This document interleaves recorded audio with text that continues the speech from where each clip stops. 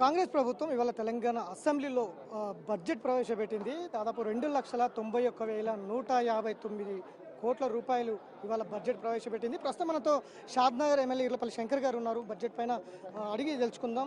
అన్న చెప్పండి, ఎట్లా ఎట్లా ఎట్లా ఉంది ఈ బడ్జెట్? ఏ విధంగా ప్రజలకు ఉపయోగపడుతుంది అంటే ఏం చెప్తారు? ఈరోజు బడ్జెట్ తెలంగాణ ప్రజలు అందరు నచ్చే విధంగా, అందరు మెచ్చే విధంగా సబండ వర్గాలకు సమన్యాయం, సామాజికంగా, ఆర్థికంగా అన్ని విధాల సమన్యాయం జరిపే బడ్జెట్ 2024-225 ఇవాళ బట్టి విక్రమార్క గారు ఉప ముఖ్యమంత్రి ప్రవేశపెట్టిన బడ్జెట్కు నా యొక్క నియోజకవర్గం తరపున నేను శుభాకాంక్షలు, అభినందనలు కూడా తెలియజేస్తా ఉన్నాను. ఇవాళ కొన్ని పార్టీలు మాట్లాడుతూ ఉన్నారు.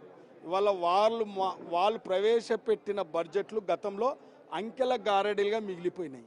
ఇవాళ ఆచరణలో సాధ్యమయ్యే బడ్జెటే ప్రవేశపెట్టింది కాంగ్రెస్ పార్టీ ప్రభుత్వం. ఇవాళ శాసన సభలో పెట్టినాం కాబట్టి ఇవాళ ఒక దొర 10 సంవత్సరాల కిందట అందరూ మోసం చేసి ఈ రాష్ట్రాన్ని అన్ని విధాల దాచుకొని ఇలా ప్రజలు ఇచ్చిన తీర్పుకు తట్టుకోలేక ఫామ్ హౌస్కే పరిమితమై 6 నెలలు కుంభకర్ణులాగా పండుకొని ఇవాళ ఆకాశంలో ఉన్న విధంగా ప్రవర్తించి ఇవాళ అసెంబ్లీకి వచ్చి ఇవాళ అసెంబ్లీలో పిల్లిలాగా కూర్చొని, నల్లమల్ల అడవుల పులిబిడ్డ ముంగల పిల్లిలాగా కూర్చొని నంగి కూర్చొని ఇవాళ మీడియా పాయింట్కి వచ్చి ఇష్టానుసారంగా మాట్లాడిందంట.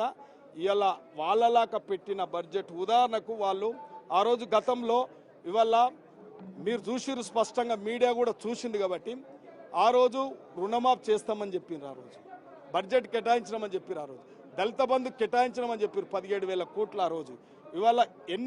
ఇవాళ డబుల్ బెడ్రూమ్ ఇండ్లు అని చెప్పారు ఆ రోజు. అంటే ఆచరణ సాధ్యంగా అన్నీ పెట్టి 3 ఎకరాల పొలం అని బడ్జెట్ పెట్టామని చెప్పారు. 3 ఎకరాలు ఎక్కడన్నా ఇచ్చిరా?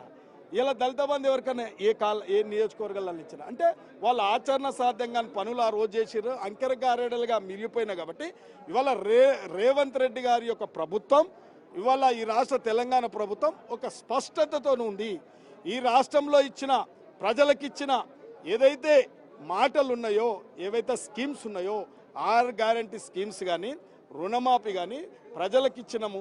ఇలా పీస్ రియంబర్స్మెంట్ అయితేమి, ఆరోగ్యశ్రీ అయితేనేమి అన్ని పథకాలు అమలు చేసి ఇవాళ మీరు చేసిన పాపాలను మేమన్నీ ఒకటొకటి కడుక్కుంటా ప్రజలు మోసపోయారు.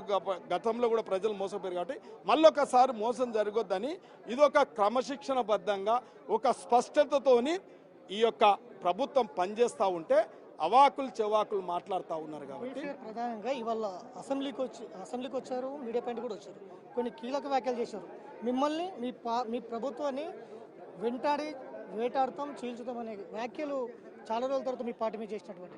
ఇవాళ 10 ఏండ్లు అహంకారంతో నీ ఇష్టారాశంగా విచ్చలవిడిగా నువ్వు అధికారాన్ని అడ్డం పెట్టుకొని విచ్చలవిడిగా ప్రవర్తిస్తే ఒకడు నల్లమల్ల బిడ్డ బయలుదేరి నీ అంతు చూసిండు. ఇంకా నువ్వు ఆయన చూసేది ఏముంటుంది? నీ అంతు ఆల్రెడీ చూసిండు. మేమందరం కూడా ఇవాళ రేవంత్ రెడ్డి గారి యొక్క కనుశైలల్లో మేమందరం కూడా సామాజికంగా అన్ని విధాల ప్రాధాన్యత కలిగిన నాయకులం ఉన్నాం. ఇవాళ నేను ఆకాశంలో ఉన్నోని భూమికి దింపినాం, ఆఖరికి మీడియా పాయింట్ కాడ తెచ్చినాం. రేపు బోన్లు ఎక్కిస్తాం. నీ అక్రమాలు, నీ అవినీతి అంతా ఎండగడతాం. తప్పకుండా ఎవరిని చీల్చి చెండాడతారో రేపు రాబోయే కాలమే తేల్స్తుంది. ఓవరాల్గా మీరు ప్రవేశపెట్టిన బడ్జెట్ తెలంగాణ సమాజాన్ని పూర్తిగా వంచే విధంగా ఉందనేది ఆయన అభిప్రాయం. ఇలా మీడియా సోదరులు కూడా అన్నీ తెలుసు, ప్రజలు కూడా గమనిస్తూ ఉన్నారు.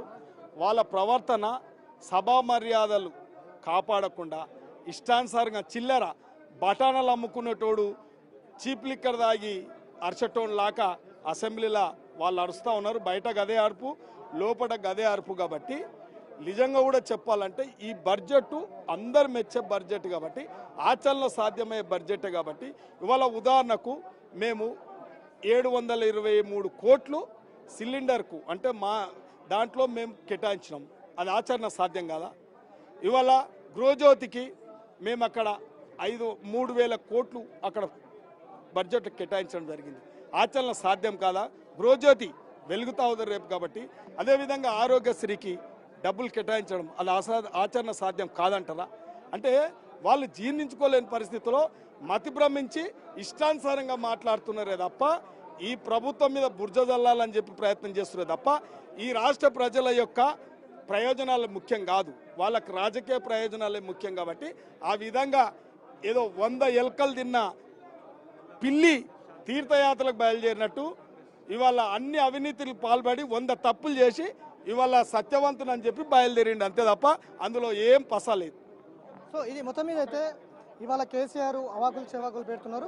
10 ఏళ్ళు పరిపాలన చేసి రాష్ట్రాన్ని ఆర్థిక విధ్వంసం సృష్టించినటువంటి కేసీఆర్ ఇవాళ అవాకులు చెవాకులు పేల్చుకున్నారు. ఇవాళ మీడియా ముందు మీడియా మెట్లెక్కారు. రేపు జైల్లో బోన్ ఎక్కబోతున్నారు, కోర్టులో బోన్ ఎక్కబోతున్నారు. ఖచ్చితంగా చేసి చూపిస్తామంటూ కూడా షాద్నగర్ ఎమ్మెల్యే శంకర్ చెప్తున్నటువంటి నేపథ్యం అయితే కనిపిస్తుంది. వీడియో జర్నలిస్ట్ రాజుతో వెంకట్, బిగ్ టీవీ, అసెంబ్లీ నుంచి.